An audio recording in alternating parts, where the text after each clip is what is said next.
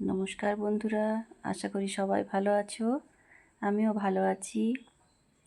আমার শখের হেসেলের আরেকটি ভিডিওতে তোমাদের সকলকে স্বাগত জানাই। আজ প্রস্তুতি চলছে বৃষ্টি ভেজা দিনের নিরামিষ খিচুড়ি।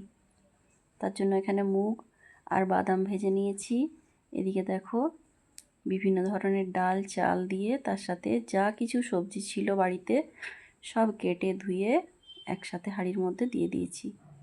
এর সাথে আমি অ্যাড করে দেব ভেজে রাখা মুগ ডাল আর বাদাম।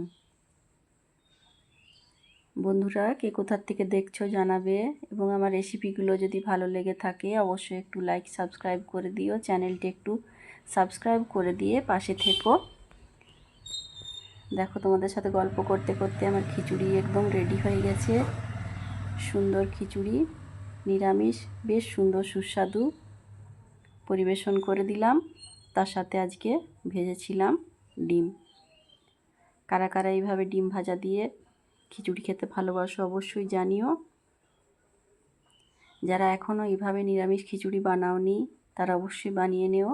খিচুড়িটা হয়ে যাওয়ার পর আমি একটু এর মধ্যে গোটা জিরে আর শুকনো লঙ্কা দিয়ে ফোড়ন দিয়েছিলাম, তার মধ্যে একটু আদা গ্রেড করে দিয়েছিলাম, একটু ঘি দিয়ে ব্যাস খিচুড়ি নামিয়ে নিয়েছি।